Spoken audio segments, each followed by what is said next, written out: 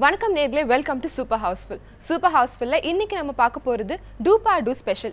என்னடா ரொம்ப புதுசாக இருக்கே அப்படின்னு கேட்குறீங்களா? அவங்களுடைய ஃபவுண்டர்ஸே இப்போ நம்ம கூட இருக்காங்க, அவங்க கிட்ட பேசிடலாம். Welcome to the show. வணக்கம் Christy. So Madan Karky sir and Kaunthaiya sir இருக்கீங்க. ஸோ இந்த டூப்பா டூ அப்படின்னே ரொம்ப வித்தியாசமாக இருக்குது. But something related to music அப்படின்றதும் தெரியுது. அதுவும் இல்லாமல் நீங்கள் வென் யூர் அசோசியேட்டட் வந்து மியூசிக் அப்படின்ற மாதிரி மக்கள் வந்து புரிஞ்சுக்கிறாங்க. ஸோ டூப்பா டூ அப்படின்னா என்ன? டூப்பா டூ வந்து டோபமைன்னு சொல்லிட்டு நம்ம பிரெயினில் ஒரு நியூரோ டிரான்ஸ்மிட்டர் இருக்குது. அது என்ன பண்ணுன்னா, நம்ம மியூசிக் கேட்கும்போது ஹாப்பி ஹார்மோன்ஸ் எல்லாம் ரிலீஸ் பண்ணும். நம்ம பிரெயினில் இருக்கிற ப்ளஷர் சென்டருக்கும் ரிவார்டிங் சென்டருக்கும் முக்கியமான ஒரு விஷயம் டோபமைன். ஸோ நாங்கள் ஒரு மியூசிக்கான ஒரு போர்ட்டல், ஒரு பிளாட்ஃபார்ம் பண்ண போகிறோம் அப்படின்னும் போது அது ரிலேட்டடாக ஏதாவது ஒரு பேர் வைக்கணுன்றதுனால அந்த டோபமைன்லேருந்து டிரைவ் பண்ண வேர்டு தான் டூப்பா டூ. ஸோ இந்த டூப்பா டூ யாருடைய idea? Whose birth child was Doopaadoo? Actually Kaunthaiya and me, நாங்கள் ரெண்டு பேரோட பேஸ் கோர் ஐடியா எங்கள் ரெண்டு பேரோடது. எனக்கு ரெண்டு பேருக்கும் ஆனால் ஐடியா ஒன்றா சேர்ந்து வரல, தனித்தனியாக வந்துச்சு. நான் ஃபஸ்ட் தனியாக ஒரு சாங் பேங்க் மாதிரி ஒன்று பண்ணணும். நிறைய சாங்ஸ், எல்லா பாப்புலர் மியூசிஷியன்ஸ் வச்சுட்டு ஒரு சாங்ஸ் எல்லாம் கொண்டு வந்துட்டு அந்த சாங்க்கு ஒரு பேங்க் பண்ணிவிட்டு அதுக்கு ஒரு போர்ட்டல் மாதிரி பண்ணணும். யாருனாலும் வந்து அந்த பாட்டை கேட்கலாம், யாருனாலும் பாட்டை வாங்கிக்கலாம் அப்படின்ற மாதிரியான ஒரு கான்செப்டில் ஒன்று வச்சுருந்தேன். அந்த ஐடியா எனக்கு தோணுன கொஞ்ச நாளில் வந்து கவுந்தையா வந்து என்னை மீட் பண்ணி ஒரு மியூசிஷியன்ஸ் எல்லாருக்கும் ஒரு சோஷியல் நெட்வொர்க்கிங் மாதிரி பண்ணலாமான்னு சொல்லிட்டு ஒரு ஐடியா கேட்டார். எனக்கு இந்த ரெண்டு ஐடியாவும் மர்ஜ் ஆச்சுன்னா ரொம்ப நல்லாயிருக்கும்ன்ட்டு பேச ஆரம்பித்தேன். ஸோ இது வந்து லைக் ஒரு 1 year back we got this idea. Like ஏதாவது ஒரு ப்ராடக்ட் பண்ணணும், பப்ளிக்கு டைரெக்டாக கொண்டு போகணும், and it should be something solution ப்ரொவைடிங்காக இருக்கணும்.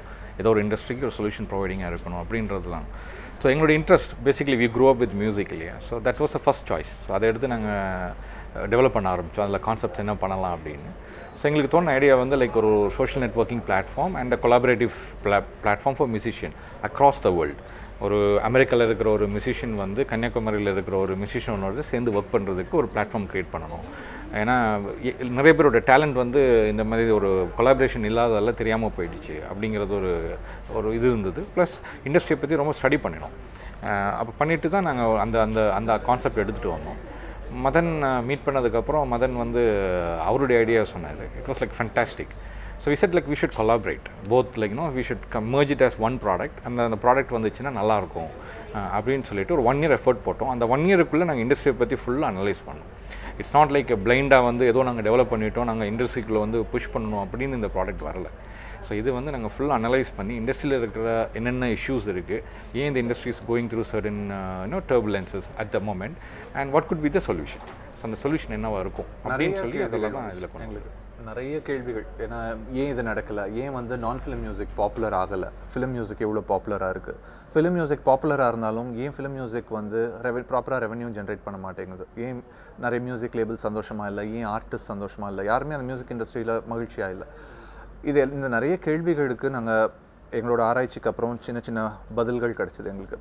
பைரசின்றது இவ்வளோ பெருசாக இருக்குது, இதை எப்படி நம்ம ஹேண்டில் பண்ண போகிறோம், இது மாதிரி நிறைய கேள்விகளுக்கு நாங்கள் எழுதின சின்ன சின்ன பதில் எல்லாத்தையும் ஒன்று திரட்டி அதுதான் இந்த டூப்பாடுன்னு பேர் வச்சுருக்கோம். Okay.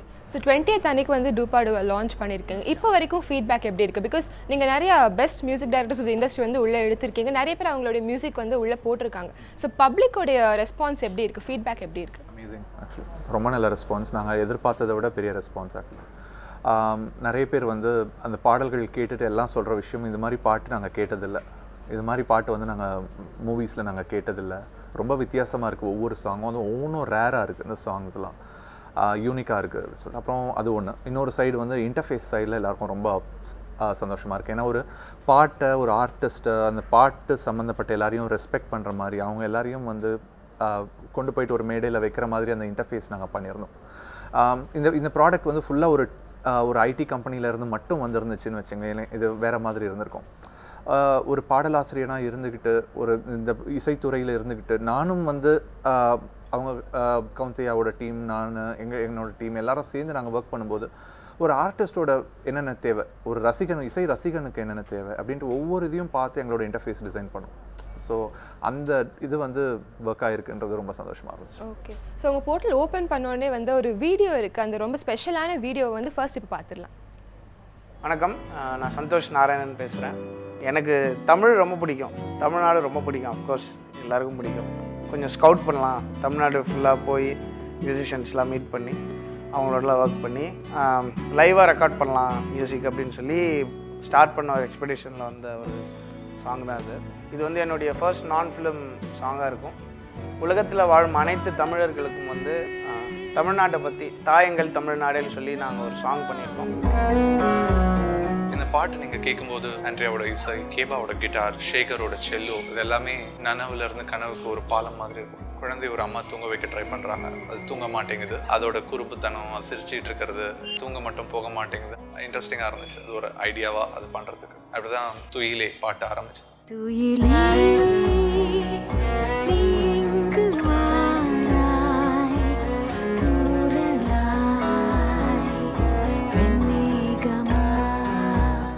Hi, I'm Vedant. I'm a singer, guitarist, composer, and I play a lot of instruments like the didgeridoo. The didgeridoo is an aboriginal instrument from Australia, and it gives a very bass and deep percussive sound while playing it, and it's quite a workout when you play it.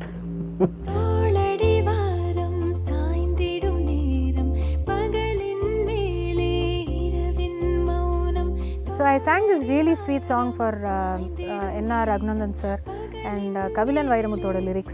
வணக்கம், நான் கபிலன் வைரமுத்து. தோளடிவாரம் சாய்ந்திடும் நேரம், பகலின் மேலே இரவின் மௌனம் அப்படின்ற இந்த பாடலை doopadu.com மியூசிக் போர்ட்டலுக்காக எழுதியிருக்கேன்.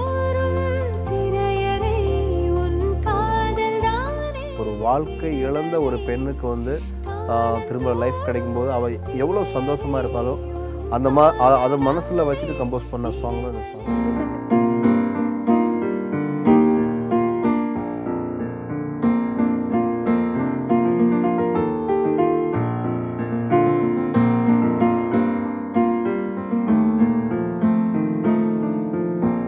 Hi, this is Lydian. என்னோட பாட்டை நீங்கள் டூபாடோவில் கேளுங்க.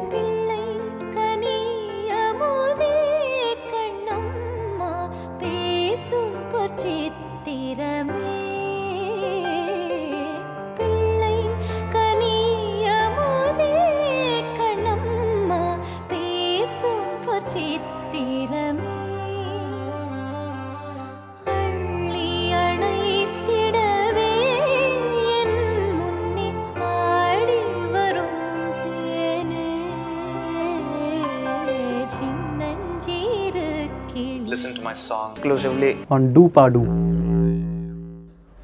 ஸோ இந்த வீடியோவை பார்க்கும் போதே வந்து அங்கே சைன் அப் வந்து அமுக்கணும் அப்படின்ட்டு நிறைய பேருக்கு தோணிடும். ஸோ இப்போ இதில் போர்ட்டலில் இன்னும் ஸ்பெஷலான விஷயம் என்னென்னு பார்த்தீங்கன்னா, யூ பே த லிசனர்ஸ்க்கு வந்து ஒரு பர்சன்டேஜ் போகுது அப்படின்றது. இது ரொம்ப புதுசான விஷயமா இருக்குது. ஸோ இதை பற்றி சொல்லுங்கள். ஸோ பைரசி எங்களுக்கு முக்கியமான நான் ஒரு எதிரியாக நாங்கள் பார்த்தது வந்து இந்த மியூசிக் இண்டஸ்ட்ரிக்கு பைரசி தான். ஏன்னா ஒரு பாட்டு வெளியாகிறதுக்கு முன்னாடியே அது பைரேட்டட் சைட்ஸ் எல்லாத்துலேயும் போயிடுது. ஸோ அதில் தான் எல்லாரும் கேட்க விரும்புகிறாங்க. காசு கொடுத்து ஒரு ரொம்ப சூப்பர் ஹிட் பாட்டு ஒரு வருஷத்தில் வருது அப்படின்னு சொல்லிட்டு நம்ம சொன்னால் கூட அதை காசு கொடுத்து வாங்குறவங்களோட எண்ணிக்கை 1000 தான் இருக்குது. ஒரு 1000 பேர் தான் அந்த பாட்டை காசு கொடுத்து வாங்கியிருக்காங்க. இத்தனை கோடி பேர் தமிழர்கள் இருக்கும் அப்படின்னு நம்ம சொல்கிறோம்.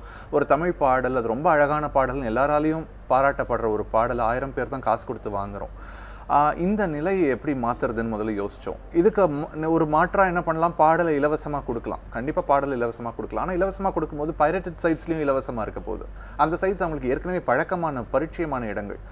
அந்த இடங்களில் போய் இப்போ 2 இடத்துலையும் இலவசமாக இருக்குன்னும் போது தெரிஞ்ச இடத்துல இருந்து அவங்க எடுக்கிறதுக்கான வாய்ப்பு தான் அதிகமாக இருக்குது. இலவசத்துக்கு மேலே என்ன பண்ணலாம் அப்படின்ட்டு ஒரு யோசித்த சமயத்தில் தோணின ஒரு ஐடியா தான் வந்து நமக்கு வர ரெவென்யூ, முக்கியமாக நமக்கு மியூசிக் இண்டஸ்ட்ரிக்கு வரப்போகிற ரெவென்யூ கேட்குறவங்களால தான் வருது. அவங்க வந்து லீகலாக இந்த பாட்டை கேட்டாங்கன்னா தான் நமக்கு காசு வர முடியும். அதனால் அவங்கள லீகலாக கேட்க வைக்கலாம். அவங்களுக்கு இலவசத்தோட விட ஒரு ஸ்டெப் மேலே போயிட்டு நமக்கு அவங்களுக்கு ஷேர், நம்மளோட ரெவென்யூவை அவங்களுக்கும் ஒரு சின்ன பர்சன்டேஜ் ஷேர் பண்ணலான்றது ஐடியா தான். ஸோ முதல் தடவையாக ஒரு பாடல் கேட்டால் கேட்குறவங்களுக்கும் பணம் வரும். நான் கேட்குற பாடல் ரொம்ப சிம்பிளாக பண்ண பாடலில் ஒவ்வொரு பாடலும் இப்போ நீங்கள் பார்த்த மாதிரி இந்த தரத்தில் உருவாக்கப்பட்ட பாடல்கள் ஒவ்வொன்றும். சந்தோஷ் நாராயணனோட பாடல் 2 வருஷம் உருவாக்கியிருக்காரு அவர். அந்த பாட்டை அவர் உருவாக்கிட்டு அது எங்கே போடுறதுன்னு தெரியாமல் ஒரு பிளாட்ஃபார்ம் தேடிட்டு இருந்தப்போ நான் இதை பற்றி சொன்ன பொண்ணு எதை பற்றியும் எந்த கேள்வியும் கேட்காம இந்த பாட்டை கொடுத்தாரு. அதே மாதிரி தான் இப்போ சின்மயி பாடின பாட்டு, கபிலன் எழுதி ரகுநந்தன் இசையமைச்ச பாட்டு, இது மாதிரி நியர்லி ஒரு 60 பாடல்கள் கொடுத்துருக்காங்க. ஸோ அந்த எல்லா பாடல்களும் இப்போ டூபாடுவில் வரிசையாக வருது. எல்லாமே டாப் மியூசிஷியன்ஸ். ஸோ ரஹ்மான் அவர்களோட பாடல் வருது, அனிருத்தோட பாடல் வருது, யுவன் பாடல் பண்ணுறேன்னு சொல்லியிருக்காரு, பாம்பே ஜெயஸ்ரீ இதுக்காக எக்ஸ்க்ளூசிவாக பாடல்கள் பண்ணுறாங்க, டிஎம் கிருஷ்ணாவோட பாடல்கள் உள்ள வருது. ஸோ கர்நாடிக் இது கானா பாலாவோட சாங்ஸ் வருது. எந்த மியூசிக் அப்படின்றத வந்து ஒரு இசைன்றதை வந்து ஒரு பொதுவாக வச்சுக்கிட்டு எல்லா எல்லாரையும் வந்து ஒன்றா ஒரு மேடைக்கு கொண்டு வரணும் அப்படின்ற இந்த முயற்சி தான். ஸோ அதுதான் இந்த ஐடியா. ஸோ இவங்க நம்ம இசைக்கலைஞர்கள் எல்லாருக்கும் ஒரு பெனிஃபிட் வரணும்னா அதை கேட்குற எல்லாருக்கும் ஒரு பெனிஃபிட் இருக்கணும். லீகலாக கேளுங்க. அந்த பாட்டை வந்து ரொம்ப நல்ல பாடல்கள், தரமான பாடல்களை லீகலாக கேட்குறது மூலமாகவும், அந்த பாடல் பற்றின டிஸ்கஷனில் ஈடுபடுறது மூலமாகவும், அந்த பாடலை ரேட் பண்ணி அந்த மியூசிஷியனுக்கு ஃபீட்பேக் கொடுக்கறது மூலமாகவும், அதுக்காகன எங்களோட ஒரு சின்ன நன்றி இந்த ஷேரிங். சொன்னதுக்கு மேலே ஆட் பண்ணணும்னா, இப்போ இந்த இண்டஸ்ட்ரியை வந்து நம்ம மேலே கொண்டு வரணுங்கிறது தான் மெயின் எய்ம். எங்களை நாங்கள் ஸ்டார்ட் பண்ணும்போது இந்த மியூசிக்ங்கிறது வந்து ரொம்ப ஒரு பெரிய லெவலுக்கு போகணும். இப்போ அமெரிக்காவில் எப்படி இருக்குதோ அதே மாதிரி நம்ம இந்தியாவிலையும் மியூசிக் இண்டஸ்ட்ரி மேலே வரணும். அதுக்கான முதல் ஸ்டெப் தான் இது. ஸோ அப்படி இருக்கும்போது இதில் ஒரு மேஜராக பங்களிக்கிறவங்க வந்து கேட்குறவங்க தான். ஸோ அப்போ அவங்களையும் வந்து நம்ம இதில் இணைக்கலைன்னா இந்த சக்ஸஸை நம்ம வந்து கொண்டு வரவே முடியாது. ஸோ அதுக்காக தான் இது ஒரு அடிஷ்னல் இன்னொரு பெனிஃபிட்டாகவும் நாங்கள் யோசிக்கணும். இதை ஷேர் பண்ணுறதால அவங்கள நாங்கள் இந்த ஒரு முயற்சியில் ஒன்றா சேர்த்து அவங்களும் சேர்ந்து வந்தால் தான் இதை வந்து அடுத்த லெவலுக்கு நம்ம கொண்டு போக முடியும். ஸோ அதுவும் இது இந்த ஷேர் பண்ணுறதால அந்த முயற்சியும் சக்ஸஸ்ஃபுல் ஆகுதுன்னு நான் நினைக்கிறேன். ஸோ டூப்பா டூ அப்படின்றப்போ கண்டிப்பாக வந்து அது ஒரு டீம் ஒர்க்காக தான் இருந்திருக்கும் இல்லையா? ஸோ இப்போ அந்த டீம் யாரெல்லாம் இருக்காங்க, இந்த போர்ட்டலுக்கு பின்னாடி இருக்க டீம் யாரெல்லாம்? இனிஷியலாக வந்து பார்த்தீங்கன்னா லைக் டெக்னிக்கலாக வந்து பார்த்தீங்கன்னா நான் சரவணன் சொல்லிட்டு என்னுடைய பார்ட்னர் ஒருத்தர் இருக்கார், சிதம்பர் ராஜான்னு சொல்லிட்டு இன்னொரு பார்ட்னர் இருக்கார், அப்புறம் தமிழ்சுதீன், திருக்குமரன், இவங்கெல்லாம் சேர்ந்து தான் வந்து இந்த கான்செப்ட் வித் மதன். ஸோ நாங்கள் எல்லாம் சேர்ந்து தான் இந்த கான்செப்டை ஃபஸ்ட்டு இந்த டாப் இதிலிருந்து பண்ணது. இது இல்லாமல் 50 பேர் எங்கள் டீமில் இருக்காங்க ஃபுல்லாக. ஸோ இதுக்கு பின்னாடி டெக்னிக்கல் டெவலப்பர்ஸு, டிரான்ஸ்லேட்டர்ஸு, எங்களுக்கு ஒவ்வொரு பாடலும் நாங்கள் மொழியாக்கம் பண்ணுறோம். லைக் தமிழ் பாடலாம் ஆங்கிலத்தில் மொழியாக்கம் பண்ணுறோம். அந்த பாடலை வந்து ஒரு 18 மொழியில் வந்து ஸ்கிரிப்டில் வந்து படிக்கிறதுக்கு கொடுக்குறோம் அதே போர்ட்டலில். ஸோ அந்த டீம் எல்லாம் ஒன்று ஒர்க் பண்ணிகிட்ருக்கு. அப்புறம் பாட்டுக்கு ரெவ்யூவர்ஸ், முக்கியமான விஷயம். இந்த போர்ட்டல் நிறைய பேர் கேட்குற ஒரு கொஸ்டின் தான், இந்த போர்ட்டலுக்கும் மற்ற போர்ட்டல்ஸ்க்கும் டிஃப்ரென்ஸ் என்ன? எல்லாம் நிறைய யூடியூப் இருக்குது, இது மாதிரி நிறைய போர்ட்டல்ஸ் இருக்குது, அதுக்கும் இந்த மியூசிக் பிளாட்ஃபார்முக்கும் டிஃப்ரென்ஸ். முக்கியமான ஒரு டிஃப்ரென்ஸ் வந்து நம்ம இப்போ பேசினது லிசனர்ஸ் கூட நம்ம ஷேர் பண்ணிக்கிறோம். ரெண்டாவது வந்து ஒவ்வொரு பாடலும் அதோட தரம் சோதிக்கப்படுது. நாங்கள் என்ன பண்ணுறோன்னா அந்த பாடலை வந்து ஒரு பிளைண்ட் ரிவ்யூவாக எங்களோட கிரிட்டிக் போர்டுக்கு அனுப்புகிறோம். அந்த பாடல் இசையமைச்சது யாருன்னு தெரியாது, அந்த பாடலோட குரல் யாரு தெரியாது, வரிகள் யாருன்னு தெரியாது, எதுவுமே தெரியாமல் அந்த பாடலை அவங்க கேட்டு அதுக்கு அவங்க அதை ரேட் பண்ணுறாங்க. அந்த பாட்டு கிரிட்டிக் போர்டில் வந்து யாரெல்லாம் இருப்பாங்க? கிரிட்டிக் போர்டில் இப்போதைக்கு 25 பேர் இருக்காங்க கிரிட்டிக் போர்டில். அவங்க எல்லாமே மியூசிக் கிரிட்டிக்ஸ். அவங்க வந்து கடந்த ஒரு 10 ஆண்டுகள், மினிமம் 10 ஆண்டுகளாக இசை விமர்சனம் பண்ணிக்கிட்டு இருக்கிறவங்க. அவங்க பத்திரிகைகள்லேயோ இல்லை இணையதளத்துலேயோ அவங்க இத்தனை ஆண்டுகளாக வந்து அவங்க மியூசிக் ரிவ்யூஸ் பண்ணிகிட்டு இருக்கிறவங்கள உள்ளே நாங்கள் இன்வைட் பண்ணியிருக்கோம் எங்களோட போர்டில். ஸோ ரொம்ப முக்கியமாக சொல்லணும்னா ஹைதராபாத்லேருந்து துர்கான்னு ஒருத்தங்க பண்ணிகிட்ருக்காங்க. அப்புறம் பெங்களூர்லேருந்து கார்த்திக் ஸ்ரீனிவாசன் ஒருத்தர், அவருக்கு பத்திரிகைகள்லேயும் எழுதிட்டுருக்காரு, இசை விமர்சனம் பண்ணிகிட்ருக்காரு. இது மாதிரி எங்களோட போர்டில் வந்து அவங்களுக்கு வந்து இந்த பாடல்கள் போகுது, யார் பாடல்னு தெரியாது. இப்போ சந்தோஷ் நாராயணன் பாட்டு போகும்போது அவங்களுக்கு அதுக்கு இசையமைச்சது யாருன்னு தெரியாது, எதுவுமே தெரியாமல் அந்த பாட்டுக்கு அவங்க ஒரு ரிவ்யூ கொடுத்தாங்க. அவங்க வந்து இந்த பாட்டு எங்கேயாவது ஒரு பிளேகியரிசம் இருக்குது, இல்லைனா அஃபென்சிவ் கண்டென்ட் இருக்குன்னா அந்த பாட்டை அவங்க ரிஜெக்ட் பண்ணுறாங்க. இல்லைனா ஸ்கோர்ஸ் ரொம்ப வாய்ஸ் நல்லா இல்லை, உச்சரிப்பு நல்லா இல்லைன்னா அந்த பாட்டில் நாங்கள் திருப்பி அனுப்பிடுறோம் இசையமைப்பாளருக்கு. உச்சரிப்பை மாற்றி அனுப்ப முடியுமா, வேறு யாராவது வச்சு பண்ண முடியுமான்னு சொல்லிட்டு நாங்கள் அனுப்பிடுறோம். Original composition and best composition தான் வந்து அதை மட்டும் இங்கே வந்து எடுத்துகிட்டு வந்து நல்ல பாடல்கள், தரமான பாடல்கள் மட்டும்தான் உள்ளே இருக்கணுன்றதுல வந்து நாங்கள், ஏன்னா இது கேட்குறவங்களுக்கு போகும்போது அவங்களுக்கு நம்ம நல்ல தரத்தில் கொடுக்கணும். அது வந்து ஒரு ரெண்டாவது முக்கியமான ஒரு டிஃப்ரென்ஸ் வந்து அது. இன்னொன்று வந்து அவங்க அந்த ஒரு பாடலை உருவாக்குறவங்களுக்கும் வந்து அவங்க என்ன செய்கிறாங்கங்கிறது அவங்களுக்கு தெரியணும். இப்போ நம்ம ஏதோ ஒன்று ஒரு இசைன்ற பேரில் வந்து ஏதோ ஒன்று நம்ம க்ரியேட் பண்ணிட்டோம், அது வந்து ஒரு மக்கள் ஒரு கரெக்டான ஒரு ஸ்ட்ரக்சரில் இருக்குதா, அது மக்களுக்கு போய் சேரக்கூடிய ஒரு ஃபார்மில் இருக்குதா, அந்த குவாலிட்டியை நம்ம வந்து ஃபாலோ பண்ணுறோமா. இதெல்லாம் இப்போ பார்த்திங்கன்னா ஒரு காலேஜ்லேருந்து ஒரு பேண்ட் அவங்க ஸ்டார்ட் பண்ணியிருப்பாங்க, பட் அவங்களுக்கு ஒரு ஃபண்டு பற்றாக்குறை இருக்கிறதால சில விஷயங்களை காம்ப்ரமைஸ் பண்ணியிருப்பாங்க. ஸோ அதையெல்லாம் இந்த கிரிட்டிக்ஸ் வந்து வெளியே கொண்டு வருவாங்க. கொண்டு வரும்போது நாங்கள் அதில் பார்ட்டிசிபேட் பண்ணுவோம். நாங்கள் அவங்க கூட சேர்ந்து ஒரு நல்ல இசை, நல்ல ஒரு டியூன் அதில் இருக்கும்போது நாங்கள் அதில் சேர்ந்து அவங்க கூட சேர்ந்து அதை ப்ரொடியூஸ் பண்ணி உள்ளே கொண்டு வருவோம். ஸோ அந்த மாதிரியும் நாங்கள் செய்கிறோம். இப்போ ஆக்சுவலாக வந்துட்டு மதனுடைய அடுத்த முயற்சி என்னென்னா, அவர் தான் கண்டென்ட் ஃபுல்லாக he is heading the whole initiative. So அப்போ அவரோட அடுத்த இனிஷியேட்டிவ் என்னென்னா ஸ்டூடெண்ட்ஸ்கிட்ட இதை கொண்டு போய் சேர்க்கணும்.